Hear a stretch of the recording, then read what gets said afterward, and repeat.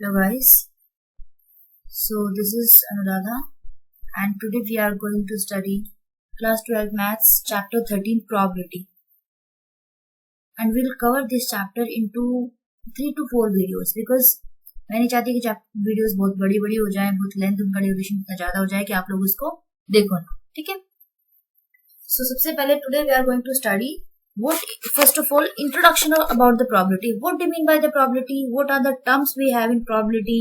होता क्या क्या है, अब तक हमने क्या पढ़ा है, what is the approach to study? Because मैंने देखा है बच्चों को probability बहुत टफ लगती है, बट वो उतनी टफ है नहीं जितना आप उसको सोचते हैं. Probability is very simple and scoring chapter. जो फॉर्मूला आज तक हमने पढ़ा हुआ है, we started probability in like class 8, जहाँ पे हमारा सिर्फ एक सिंपल सा एक एक्सरसाइज है. Then we have chapter in class 9th also, the last chapter. Class 10th also we have, class 11th also we have started, and now we are going to study in class 12th probability in detail. So probability, what do you mean by probability? Probability जैसे कि आप लोगों ने पढ़ा है, probability means possibility और we can say some chances of happening anything. ये आप लोगों ने this you have studied earlier also कि प्रोबेबिलिटी का मतलब क्या होता है कि चीजें होंगी या नहीं होंगी, बस ये दो जो सकती है, या तो वो होगा या वो नहीं होगा. तो this was the probability. Probability मतलब किसी चीज की संभावना हम कह सकते हैं, किसी चीज की पॉसिबिलिटी. आज बारिश होगी कि नहीं होगी, या फिर आज चांद निकलेगा रात को कि नहीं निकलेगा. So these are the just probabilities कि अगर क्लाउडी है तो वो हमें निकला भी तो दिखाई नहीं देगा. ठीक है, so these are just the possibilities, some predictions we have. Now सबसे पहले बात करते हैं ऐसे मैं लिखा है इंट्रोडक्शन, तो सबसे पहले हम बात करते हैं इंट्रोडक्शन की. इस इंट्रोडक्शन में मैं बहुत सारी चीजें ऐसी हैं जो आपके साथ रिकैप करूंगी. रिकैप करना बहुत जरूरी है क्योंकि आपको पता होना चाहिए कि हम जो भी टर्म्स हम पढ़ रहे हैं उसका मतलब क्या है, उनका सबका मतलब क्या है. तो सबसे पहले अगर मैं आपके साथ रिकैप करना चाहूं, first of all we have recap what we have studied till now. The first term we have studied till now जो हमने पढ़ा है, बार बार हमारे पास आता है कि रैंडम एक्सपेरिमेंट. कोई भी क्वेश्चन आएगा उसमें ये लिखा होगा रैंडम एक्सपेरिमेंट. अब रैंडम एक्सपेरिमेंट का मतलब क्या है, क्योंकि अगर आप देखो, अगर आप टर्म्स का मतलब नहीं समझोगे तो आपको क्वेश्चंस नहीं आएंगी. इसलिए टर्म्स का मीनिंग समझना बहुत जरूरी है. रैंडम एक्सपेरिमेंट का मतलब क्या होता है, बुक में आपको बहुत सारे डेफिनेशंस मिल जाएंगी. कुछ टीचर्स बताते भी हैं, कुछ नहीं भी बताते हैं. रैंडम एक्सपेरिमेंट का मतलब, लेट इट बी दैट, कोई बता रहा है नहीं बता रहा, आप इधर पढ़िए कि रैंडम एक्सपेरिमेंट का मतलब है, रैंडम का मतलब when we pick something, like we are choosing something randomly. मतलब हमारे पास कोई स्पेसिफिकेशन नहीं है, बस जैसे सपोज मेरे पास कोई बॉक्स है, in that box we have 10 balls, so I am choosing one ball. तो जैसे मैंने उसमें एक हाथ डाला तो उसमें क्या, I randomly pick one ball. कोई मेरे पास ऑप्शन नहीं था कि यही वाला उठाना है. मैंने रैंडम एक्सपेरिमेंट, मैंने कोई भी एक्सपेरिमेंट किया and the result, the outcome was not, I was not sure about that was not fixed. तो रैंडम का मतलब होता है जहां पे आपका जो आउटकम आता है, जिस भी एक्सपेरिमेंट में आपका जो आउटकम आता है वो श्योर नहीं होता, श्योर आपके पास नहीं होता. मतलब आपको उसका जो रिजल्ट है, जो रिजल्ट आएगा वो आपको नहीं पता. फॉर एग्जाम्पल, जैसे कि छोटा सा नॉर्मल जो एग्जाम्पल आज तक पढ़ते जाए हैं, सपोज मैंने 1 रुपए का एक कॉइन लिया, तो अगर मैं इसको टॉस करती हूँ इस कॉइन को, तो मेरे पास क्या क्या पॉसिबिलिटी आ सकती है. I can have tail, I can have head also. Head और टेल, यही 2 चीजें आ सकती हैं. बट इसमें भी ना देखो 2 चीजें आ सकती हैं, बट कौन सी आएगी वो भी मुझे श्योर नहीं है. So this we call random experiment. दूसरा एग्जाम्पल जैसे कि हम अभी तक पढ़ते हैं डाइज. डाई पढ़ा हुआ है आपने. डाई क्या होती है, इन विच वी हैव 1 2 3 4 5 एंड 6, इस तरह के हमारे पास नंबर लिखे होते हैं. तो अगर मैंने एक डाई को थ्रो किया तो उसमें क्या आ सकता है, देखो थ्रो करने के बाद result can be 1, result can be 2, result can be 3, result can be 4, result can be 5, it can B 6. तो यहाँ पे भी ना हमारे पास कोई फिक्स नहीं थी चीजें. So that's why we call them as random experiment, जहां पे हमारा आउटकम, हमारा रिजल्ट श्योर नहीं होता. हाँ, होता जरूर है, बट क्या होगा that we don't know. Clear?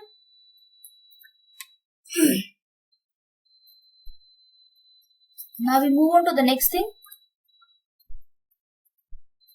Just wait, मेरी लाइट चली गई है, सो मुझे देखना पड़ेगा थोड़ा लाइट, एक सेकेंड। चलिए, तो जहां पे रिजल्ट हमारा श्योर नहीं होता, that is called a random experiment, उसको हम रैंडम एक्सपेरिमेंट बोलते हैं। दूसरी चीज की बात करते हैं। अब आते हैं नेक्स्ट चीज पे। नेक्स्ट चीज पे आते हैं कि हमने कोई एक्सपेरिमेंट किया, अब उसका कुछ तो रिजल्ट आया होगा, कुछ तो रिजल्ट आएगा। जैसे कि आपने पॉइंट में देखा कि पास हेड और टेल आया अपन के पास, तो हेड और टेल मतलब एक हेड आया और एक टेल आया, दो पॉसिबिलिटी मेरे पास है। इसी तरीके से व्हेन दिस वाज कॉइन। दूसरी चीज, when we throw a die, die के मतलब में हमारे पास क्या आता है, हमारे पास आता है 1, हमारे पास आता है 2, हमारे पास 3, 4, 5 एंड 6। तो ये हमारे रिजल्ट आ गए डिफरेंट डिफरेंट। अब क्या करना है, अगर मैं इनका एक सेट बना दूं, सेट आपको पता है सेट का मतलब क्या होता है, well defined collection of objects, that is a set. तो अगर मैंने इनको कलेक्ट कर लिया एक जगह पे, अलग अलग है तो वो उनके रिजल्ट्स हैं, लेकिन if I write them in the form of A set, h, t or 1, 2, 3, 4, 5, 6 in the form of a set, then this we call as sample space. Sample space is nothing but collection of all outcomes. So next चीज आती है कि भी sample space का मतलब क्या होता है। So collection of all the outcomes, all the result is called our sample space. And sample space is one of the important like term in probability. आपको अगर किसी एक्सपेरिमेंट का सैंपल स्पेस बनाना नहीं आता, means you can not solve that question. So sample space is one of the important topic and important term also. आपको कोई भी experiment है, आपको उसका सैंपल स्पेस बनाना आना चाहिए, मतलब उसमें क्या क्या रिजल्ट आ सकते हैं, दैट यू शुड नो। वो नहीं आता, then it is going to be very tough for you. Fine, next चीज आती है आपके पास। अब नेक्स्ट चीज की बात करते हैं, फोर्थ नंबर। फोर्थ नंबर होता है इवेंट। एक आपने टर्म पढ़ी हो कि भाई हम ये इवेंट है। अब इवेंट का मतलब क्या होता है, इवेंट इज नथिंग बट जो भी हमारा सैंपल स्पेस होता है ना बेटा, उसका जो सबसेट हम ले लेंगे, subset of the sample space, वो हमारा इवेंट होता है। बहुत ध्यान से समझिए, बहुत छोटी छोटी सी चीजें हैं। तो event is nothing but subset of the sample space. अब सैंपल स्पेस कैसे, जैसे अभी हम कॉइन का ही मैं एग्जाम्पल ले लूं, what sample space we have when we are throwing a coin once, तब क्या होगा, h, t होगा। तो अगर मैंने सिर्फ h लिखा in the form of a set, और या मैंने सिर्फ t लिखा in the form of a set, तो ये इसके अब क्या हो गए, ये इसके सबसेट हो गए ना। सो सबसेट होता है, जो भी सबसेट होगा सैंपल स्पेस का, वो उसको हम बोलते हैं इवेंट। इवेंट कोई अलग से चीज नहीं है। So subset of the sample space is nothing but called the event. ये बहुत छोटी छोटी चीजें जो आप लोगों ने आज तक पढ़ी तो है, बट आप लोग भूल जाते हो कि मतलब क्या है। अब आते हैं नेक्स्ट चीज पे। अब जो इवेंट होते हैं वो भी दो तरीके के होते हैं। This is types of event, types of event. अब दो तरह के इवेंट मेरे पास आते हैं, ठीक है। एक होता है श्योर इवेंट। अब जैसे इनका नाम है ना, वैसे ही इनका काम है। One is sure event and one is impossible event. Impossible event, what do you mean by that? Sure event और पॉसिबल इवेंट का क्या मतलब? देखो, श्योर का मतलब होता है कि हाँ भाई मैं आई एम 100% श्योर कि मैं एग्जाम में 100 मार्क्स लेके आऊंगा, ठीक है। एक चीज तो ये हो गई, और दूसरी हो गई कि भाई 100 मार्क्स लाना is next to impossible for me. तो श्योर का मतलब होता है कि आप जो भी एक्सपेरिमेंट करोगे, आपका जो रिजल्ट है वो आपको पता है, वो फिक्स्ड है, वो रिजल्ट फिक्स्ड है कि भाई आप कुछ भी एक्सपेरिमेंट कर लो, रिजल्ट आपका वही आना है। आप कोई भी एग्जाम दे लो, नंबर तो मैंने 100 ही लेके आने हैं आउट ऑफ 100। तो ये हो गया श्योर इवेंट। मैं बिल्कुल श्योर हूं कि मैं कोई भी एग्जाम दे लूं, अपना नंबर मेरे 100 के 100 आएंगे, ठीक है। अब इम्पॉसिबल का मतलब है कि जहां पे मैं कुछ भी एक्सपेरिमेंट कर लूं, मेरा रिजल्ट वो नहीं आएगा जो मुझे चाहिए, वो रिजल्ट नहीं आएगा। इसका मतलब है कि एग्जाम में मैं कितनी भी मेहनत कर लूं, बच्चा बोल रहा है कि मेरे 100 में से 100 कभी नहीं आएंगे। और I can take one more example. Like suppose मैंने एक डाई को थ्रो किया, तो इवन नंबर आने की प्रोबेबिलिटी क्या है, मतलब उसमें से 1, 2, 3, 4, 5, 6 कुछ भी आ सकता है। तो ये हमारा श्योर है। लेकिन अगर मैं बोलूं कि after throwing a die you get a number 7, what is the probability of getting a number 7? तो नंबर ही 1 to 6 होते हैं, तो 7 तो आ ही नहीं सकता। तो 7 का मतलब होता है जिसमें कि पॉसिबिलिटी बिल्कुल जीरो हो, जिसमें की प्रोबेबिलिटी होती है किसी भी इवेंट की, उसका आंसर जीरो आएगा, वो होता है इम्पॉसिबल। और श्योर का मतलब जिसमें कि इवेंट हो, जैसे इवेंट को हम डिनोट करते हैं कैपिटल ई से, मैं लिख देती हूँ यहाँ पे, कैपिटल ई से हम डिनोट करते हैं। तो किसी भी इवेंट की प्रोबेबिलिटी अगर है 1, किसी भी इवेंट की प्रोबेबिलिटी अगर है 1, तो उसका आंसर क्या आएगा, that will be sure event. लेकिन अगर किसी भी इवेंट की प्रोबेबिलिटी क्या है, 0 है, इसका मतलब वो है इम्पॉसिबल इवेंट। तो आपको है ना नाम के साथ साथ इनका ना आंसर भी बताना चाहिए कि if probability of any event is 1, then what is name of that event? This type of questions you can be asked in MCQ. तो sure मतलब 1, impossible मतलब 0. तो these are the two terms first of all. अब आते हैं next चीज पे, number 5। Number 5 के बाद आपके पास एक टर्म आती है mutually exclusive. What do you mean bye mutually exclusive? अगर आपने देखा होगा कभी, आप जैसे न्यूज देखते हो, म्यूचुअली एक्सक्लूसिव इवेंट्स, आप लोग जैसे न्यूज देखते हो, कई बार ना चैनल्स पे कुछ लाइव आ रहा होता है या कुछ भी एक ऐसी न्यूज आ रही होती है, और उस पे ना बार बार जो रिपोर्टर्स होते हैं वो बोलते हैं कि we are showing this news और we are showing this clip exclusively. इसका मतलब ये होता है कि वो जो न्यूज है वो सिर्फ और सिर्फ उस चैनल वाले के पास है और किसी के पास वो नहीं है। तो म्यूचुअली एक्सक्लूसिव का मतलब होता है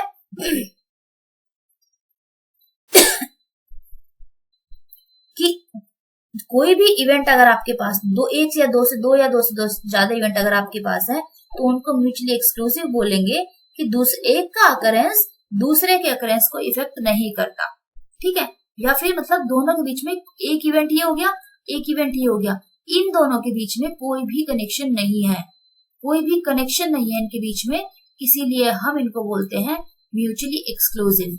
मतलब वो न्यूज मेरे पास थी, वो न्यूज और किसी चैनल के पास नहीं है, तो when there is no connection between the events, this is E1 and this is E2, तो अगर इनके बीच में कोई इवेंट, कोई इंटरसेक्शन, मतलब इनका इंटरसेक्शन क्या दे रहा है मेरे को, 5 दे रहा है, इनके बीच में कोई कनेक्शन ही नहीं है, that's why we call that mutually exclusive events.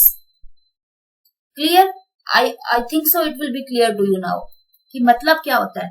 Next पे आते हैं हम हमारे पास एग्जॉस्टिव। अब नेक्स्ट हमारे पास आता है exhaustive events.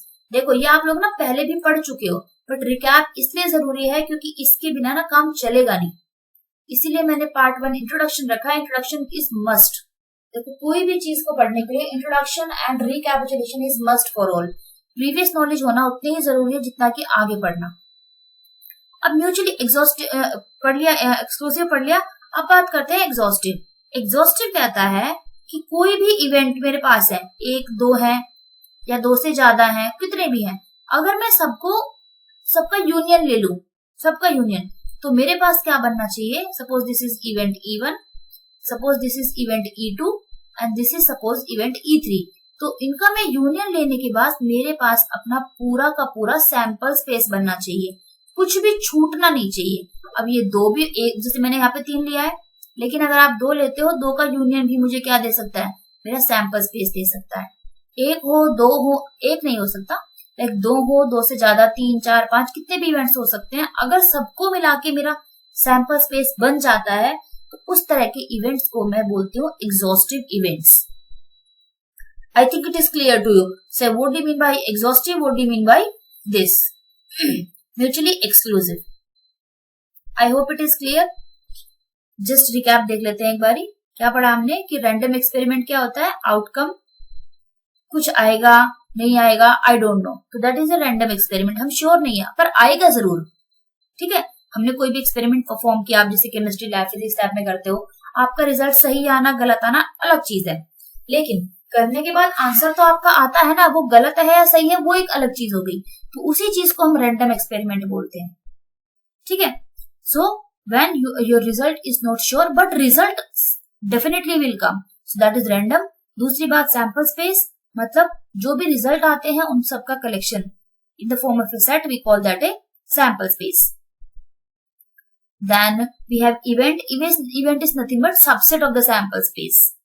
Then 2 types of event we have, sure event and impossible event। impossible event मतलब जिसकी probability 0 है, वो हो ही नहीं सकता, चाहे कुछ भी एक्सपेरिमेंट आप परफॉर्म कर लो वो हो ही नहीं सकता।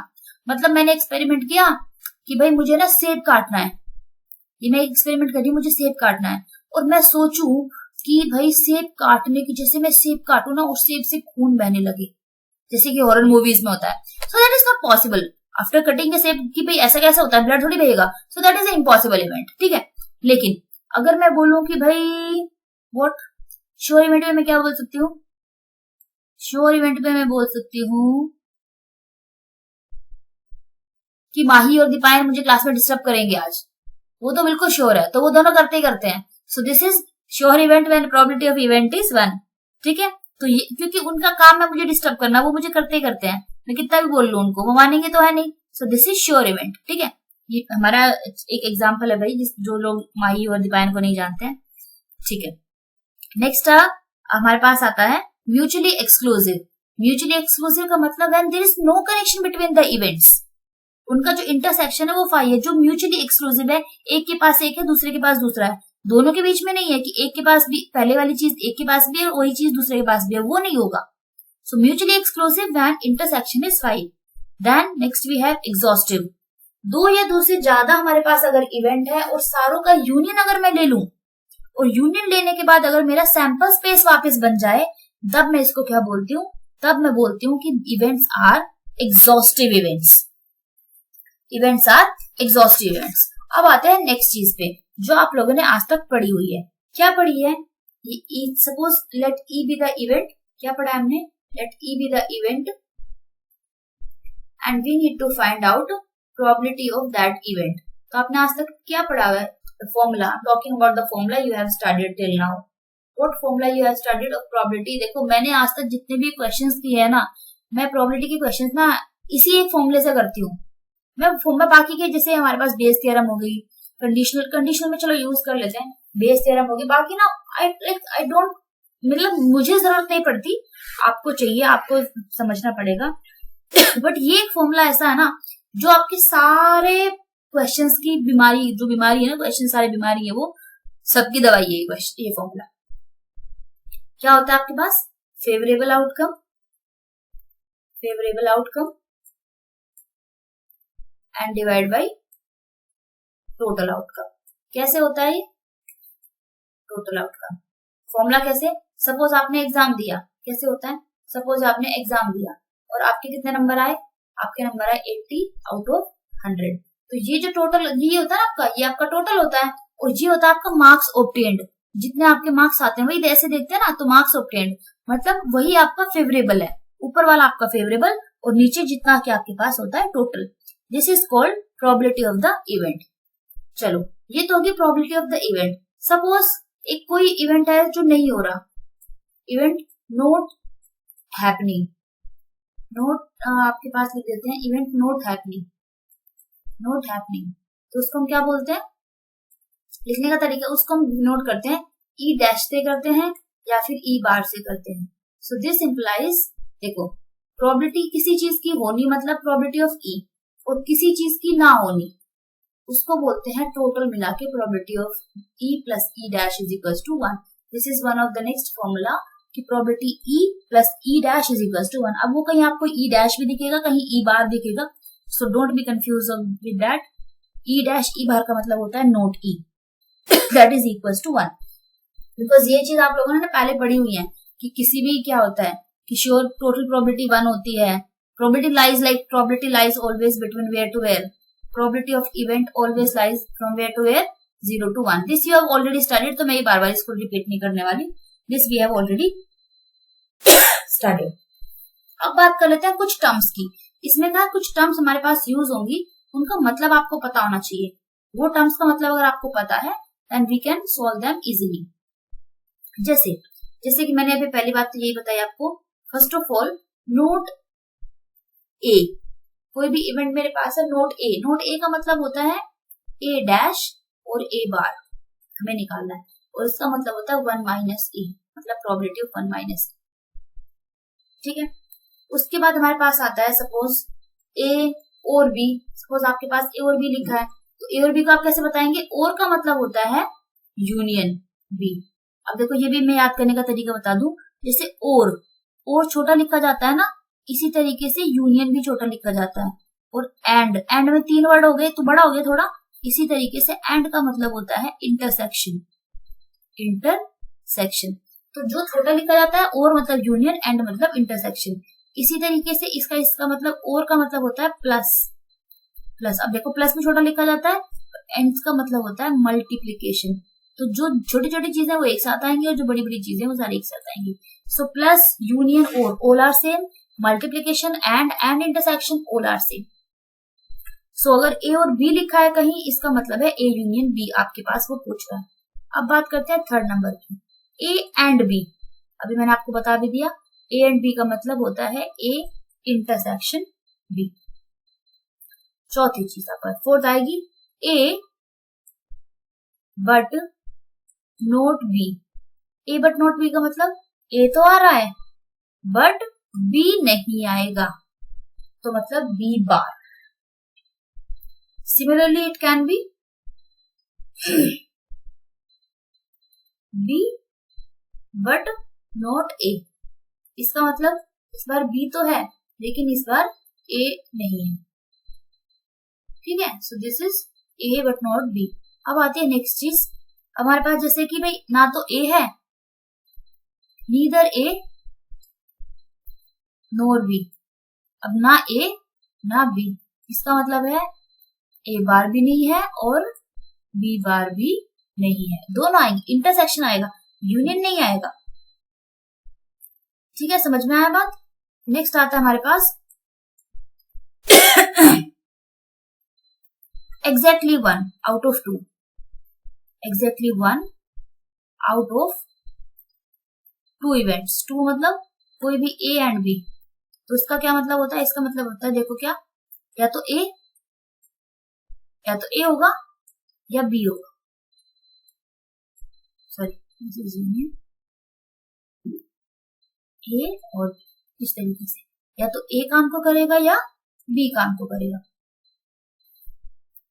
सो एंड व्हाट एल्स, बस ये मतलब है। और क्या हो गया? और नेक्स्ट हो सकता है कि ऑल लाइक ऑल 3। सपोज हमारे पास अब 3 आ जाते हैं, जैसे 2 है तो ए इंटरसेक्शन बी। ऑल 3 का मतलब होता है सपोज ए बी सी है तो A intersection B intersection C. So these are the terms we should know while attempting probability. Any question of probability, any formula, any type, अगर हमको इतना आता है then we are thorough with the introduction. समझ में आ रही बात? ये हमारे पास ये जो टर्म्स मैंने आपको बताई हैं ये सब आपको पता होनी चाहिए। ये पता होंगी तभी आप क्वेश्चन अटेम्प्ट कर पाओगे। ये मैंने अभी कुछ नया नहीं पढ़ाया आपको, दिस इज जस्ट रिकैप मैं ले रही हूँ। रिकैप कह सकते हो, इंट्रोडक्शन कह सकते हो, ये बहुत जरूरी है, इसके बिना चीजें नहीं होंगी। ठीक है, अब जैसे कि आपने देखा, नेक्स्ट मैंने लिखा एडिशन थ्योरम। एडिशन थ्योरम क्या कहती है? एडिशन थ्योरम एक्चुअली ये है हमारा क्लास 11th में जब आप सेट पढ़ते हैं चैप्टर नंबर 1, तो वहां पे हमारे पास आता है कि suppose you have 2 sets A and B. So number of elements in union, हमने वहां पे पढ़ा था सेट में चैप्टर 1 में कि नंबर ऑफ एलिमेंट्स अगर मुझे A और B में निकालने हैं तो क्या होते हैं? वो होते हैं number of elements in set A plus number of element in set B minus their intersection. अब ये इंटरसेक्शन, ये सब इंटरसेक्शन माइनस कैसे होता है? This already I have explained. अगर आपको नहीं समझ में आता है फिर भी you go to my channel and class 11 की प्ले लिस्ट में आपको सेट का पूरा एक्सप्लेनेशन मिल जाएगा कि मतलब होता क्या है। और फिर भी आपको नहीं समझ में आया था, please tell me in the comment section कि माइनस कैसे आया, प्लस क्यों नहीं आया, माइनस क्यों आया, क्यों किया, वो सब आप जो भी आपको क्वेरी हो आप मुझे बता सकते हैं। I will try to solve your question definitely. ठीक है, नाउ इसी चीज से हमने एक्सटेंशन किया और प्रोबेबिलिटी की थ्योरम बनाई, प्रोबेबिलिटी का फॉर्मूला बनाया। कैसे? ए यूनियन बी का। अब उसने क्या किया, देखो नंबर ऑफ एलिमेंट्स तो थे, ये हमारे पास फेवरेबल थे। अब उसने क्या किया, पूरे को किससे डिनोट कर दिया, किससे डिवाइड कर दिया? इस पूरे को डिवाइड कर दिया number of elements in the sample space. S का मतलब सैंपल स्पेस। ठीक है, जैसे कि अभी आपने पढ़ा कि प्रोबेबिलिटी ऑफ इवेंट क्या होती है? प्रोबेबिलिटी किसी भी इवेंट की होती है फेवरेबल डिवाइड बाई टोटल, तो वो क्या बन जाती है, वो प्रोबेबिलिटी बन जाती है उसकी, फेवरेबल डिवाइड बाई टोटल। उसी तरीके से अब इसने क्या किया, अब नंबर ऑफ एलिमेंट जो ए यूनियन बी में थे उनको डिवाइड किया सैंपल स्पेस से, तो union A union B was favourable and sample space is total, तो ये बन जाएगा प्रोबेबिलिटी, अब एन हट जाएगा और एन के प्लेस पे आ जाएगा ए यूनियन बी के साथ प्रोबेबिलिटी का सिंबल, क्योंकि प्रोबेबिलिटी का मतलब ही होता है favourable divide by total. Similarly n A by S मतलब favourable divide by total, this will give me the formula of A union B, sorry A probability of A, next will give me probability of B, and similarly next will be probability of A intersection B, and this formula we call as addition theorem in probability. This is our addition theorem in probability, and this is derived from the class 11. अगर आपको class 11 का chapter अच्छे से आता है then you can do this. Class 11 chapter number 1 set. Clear to all? Now अब इसमें एक रिमार्क है, अभी मैंने थोड़ी देर पहले आप लोगों को बताया था कि म्यूचुअली एक्सक्लूसिव का मतलब क्या होता है, कि अगर आपको दिया है A and B are mutually exclusive, A and B are mutually exclusive, तो म्यूचुअली एक्सक्लूसिव का क्या मतलब होता है, अभी बताया था ना। एक्सक्लूसिव क्या होता है, म्यूचुअली एक्सक्लूसिव का मतलब जब जब ए इंटरसेक्शन बी क्या हो, फाई हो, मतलब नंबर ऑफ एलिमेंट्स उसमें क्या है, फाई है, तो ऑब्वियस सी बात है, एक बात बताओ, जिसमें फाई नंबर है, फेवरेबल नंबर 0 हो गया, तो उसकी जो प्रोबेबिलिटी होगी वो क्या हो जाएगी, 0 divide by something is 0 only. So इसका मतलब है जब जब हमारे पास म्यूचुअली एक्सक्लूसिव इवेंट्स होंगे तो ए यूनियन बी हमारा कितना बन जाएगा, the formula will become only probability of A plus probability of B. Intersection की चीज हट जाएगी क्योंकि वो हो चुकी है वहां से भाई 0। So this is called addition theorem, that if we are given two normal events A and B, then union is same as A plus B minus intersection, but the events are, if they are mutually exclusive, some connection is not there, they are disjoint sets we can say, जैसे class 11 में हम उसको disjoint भी बोलते हैं, if they are disjoint, there is no connection, then probability of A union B is same as probability of A plus probability of B, and this formula not only applicable for one, for two, this formula we can extend. This we can generalize the formula for what? Probability of A union B union C. अगर 3 event दिए हैं तब भी हम इसको क्या कर सकते हैं, इसको जनरलाइज कर सकते हैं। व्हाट इज द फॉर्मूला मैं लिख देती हूँ, जरूरत नहीं है वैसे। क्या होता है, अब उसमें A, जैसे वहां पे तो A और B था, 2 थे, तो यहाँ पे A B और C दोनों आ जाएंगे, सॉरी। उसके बाद फिर क्या था, दोनों का इंटरसेक्शन था, तो यहाँ पे भी पेयर वाइज इंटरसेक्शन, एक बार ए बी का, एक बार क्योंकि 3 है भाई, तीनों का लेना पड़ेगा ना, किसी को छोड़ नहीं सकते, बीसी का और एक बार एसी का, ठीक है। लेकिन साथ में कुछ ऐसा पोर्शन भी होगा जो कि तीनों को कवर करेगा, तो इसीलिए एडिशन साथ में आ जाएगा, A intersection B intersection C. Clear? इसका क्या ग्राफ बनेगा, इसका ग्राफ अगर हम देखें तो कुछ इस तरीके का ग्राफ आता है, इस तरीके का। तो भाई देखो, ये वाला जो पोर्शन आया, ये वैसा पोर्शन है जो कि हमारा तीनों में आता है, so that's why we are adding that. Clear? And again इसमें भी है कि अगर हमारे पास क्या है, ए बी एंड सी क्या है, म्यूचुअली एक्सक्लूसिव है, फिर से म्यूचुअली एक्सक्लूसिव है, तो फिर से हमारा फॉर्मूला क्या बन जाएगा, that will become probability of A union B union C will be equals to, बाकी सारी टर्म्स हट जाएंगी और सिर्फ हमारे पास बच जाएगा probability of A plus probability of B plus probability of C. Clear? So this much you should know. इसके लिए बाकी आपके पास और कुछ पढ़ने की जरूरत नहीं है आपके पास। और एक चीज और मैं बता देती हूँ, अगर किसी के बार आता है probability of only A, या फिर आपके पास आ जाता है probability of only B, A और only B का क्या मतलब होता है, देखो इससे भी आप वेन डायग्राम से समझो। देखो जैसे वेट, एक्चुअली मुझे 2 की जरूरत नहीं है, एक ले लेती हूँ।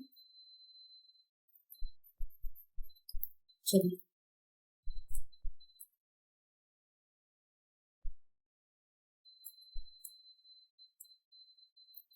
मैंने सपोज ए लिया, ठीक है, ए या फिर चलो बी भी ले लेते हैं, सॉरी कोई बात नहीं, चलो ले लेते हैं दोबारा से। This is A and this is B. तो ये वाला पोर्शन अगर आप देखो ए इंटरसेक्शन बी, ये वाला पोर्शन होगा ए इंटरसेक्शन बी।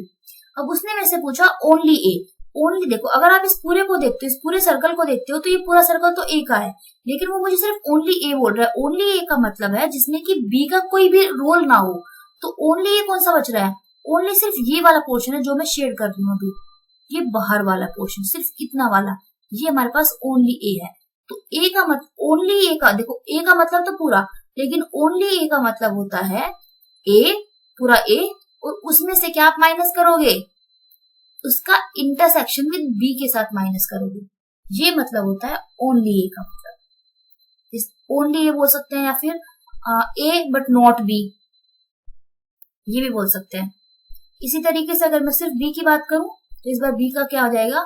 पूरा बी, लेकिन उसमें से मैं इंटरसेक्शन, क्योंकि इंटरसेक्शन तो फिर से ए के साथ आ रहा है, उस इंटरसेक्शन को हटा दूं तो that will be only probability of A और B. Clear to all? So these are the formulas. Again recap, addition theorem was probability of A union B was A plus B minus intersection, and if they are mutually exclusive, their intersection will be phi 0 and the union will become probability of A plus probability of B. We can extend this to up to 3 sets, कि अगर मेरे पास A, B and C 3 sets हैं तो A, B, C का union लिख सकते हैं A plus B plus C minus A intersection B pairwise intersection minus B intersection C minus A intersection C and plus the common part which is common in all the 3, so that we will add. And again the corollary, the remark that if they are mutually exclusive, then A union B union C is nothing but A plus B plus C. और last but not least की probability of A का मतलब A minus intersection, only A, only A मतलब A minus their intersection, उसमें किसी और set का interference नहीं होना चाहिए। सिर्फ B की बात करते हैं तो B minus this. So this is just the recap of everything and the introduction of the probability which you should know before starting your chapter. उसके बाद हमारे पास क्या आएगा? उसके बाद हमारे पास टाइप्स पढ़ेंगे हम, कुछ टाइप्स। कौन कौन से टाइप्स पढ़ेंगे? 1 we will study conditional probability, conditional probability. Conditional का जैसे कि नाम है कंडीशन, कंडीशन से बना है कंडीशनल, तो कुछ कंडीशन होगी तब उसमें कंडीशनल प्रोबेबिलिटी पढ़ेंगे। उसके बाद हम पढ़ेंगे इंडिपेंडेंट इवेंट्स। इंडिपेंडेंट का मतलब क्या होता है? जिसको किसी से पैसे मांगने की जरूरत नहीं होती, तो वह इंडिपेंडेंट होता है। इसी तरीके से हमारे इन इवेंट्स को भी किसी से मांगने की कुछ जरूरत नहीं होती, तो उसको हम बोलते हैं इंडिपेंडेंट। एक का होना ना होना दूसरे को इफेक्ट नहीं करता, दैट इज कॉल्ड इंडिपेंडेंसी। ठीक है, जैसे इंडिपेंडेंट का जैसे हस्बैंड वाइफ की बात ले लो। अगर वाइफ क्या है, देखो हस्बैंड तो मोस्टली सबके होते ही हैं, फाइनेंशियल स्टेबल या फिर वर्किंग होते हैं। अगर किसी की वाइफ वर्किंग नहीं है तो he is wife is not working and she is always dependent on her husband, उससे उसको बार बार पैसा मांगना पड़ेगा। But the wife is financially strong and she is also working, तो वो इंडिपेंडेंट हुई, उसको किसी से पैसा मांगने की जरूरत नहीं है। इन द सेम केस हमारे पास हमारे इवेंट्स का भी है, इसलिए हम पढ़ेंगे दूसरा independent. And the last topic will study here Bayes theorem, will study here Bayes theorem. ठीक है, बेस थ्योरम भी कुछ कुछ ऐसा ही है, कोई ज्यादा, और सब आपस में मिले जुले भी हैं। तो ये 3 टॉपिक हम करेंगे नेक्स्ट आने वाले वीडियोस में, क्योंकि इसमें अगर बनाऊंगी तो बहुत लंबा हो जाएगा। तो हम एक कंडीशनल प्रोबेबिलिटी का बनेंगे वीडियो, एक बनेंगे इंडिपेंडेंसी का, एक बनाऊंगी मैं बेस थ्योरम का। पूरा जब आपको क्लियर समझ में जाएगा, नेक्स्ट वीडियो जो मैं दूंगी लास्ट में एक, वो मैं तीनों कवर करूंगी। जो भी क्वेश्चंस आपकी क्वेरी हैं that you can tell me in the comment section. और कुछ बच्चे बोल रहे थे कि इसमें भाई प्रोबेबिलिटी डिस्ट्रीब्यूशन का भी टॉपिक आ रहा है अकॉर्डिंग टू द सिलेबस, तो अगर आ रहा है तो आप प्लीज मुझे चेक करके बताइए कमेंट सेक्शन में आ रहा है कि नहीं आ रहा है। बट जितना मैंने सिलेबस को देखा है तो शायद नहीं है, बट इस बार के सैंपल पेपर में प्रोबेबिलिटी डिस्ट्रीब्यूशन का क्वेश्चन था, तो let's see, I will also check, आप भी चेक करिए, मुझे बताइए कि है या नहीं है। एंड अगेन अगर आपको अच्छा लगा है तो अपने दोस्तों के साथ, अपने फ्रेंड्स के साथ, जो भी स्टूडेंट्स हैं उनके साथ शेयर करिए, चैनल को सब्सक्राइब करिए, ताकि मुझे और मोटिवेशन मिले आपको डिफरेंट टॉपिक्स पढ़ाने का। क्योंकि अगर आप देखोगे नहीं पढ़ोगे तो आई विल ऑल्सो बी डीमोटिवेटेड। तो मेन चीज है पढ़ना, अगर आप पढ़ोगे तो मुझे और क्योंकि मुझे पढ़ाना बहुत अच्छा लगता है। अब मैं पूरा दिन पढ़ा सकती हूँ अगर मेरे पास कुछ एक्स्ट्रा काम नहीं है तो मेन चीज है आपका, आप जितना मोटिवेट मुझे करोगे उतना ही मोटिवेट मैं आपको करूंगी। Like you give me, I will also give back to you. ठीक है, So till then you keep practicing. Any doubt, any query, tell me in the comment section, like the video and subscribe the channel, and practice hard because practice is must in maths. जितना आप लिखोगे ना, एक pen और paper में ना एक वो होना चाहिए, कंपटीशन होना चाहिए कि पेन को पहले पेपर खत्म करेगा या पेपर को पहले पेन खत्म करेगा। आप सोच के देखना इस बात को। Till then good night and सो जाइए।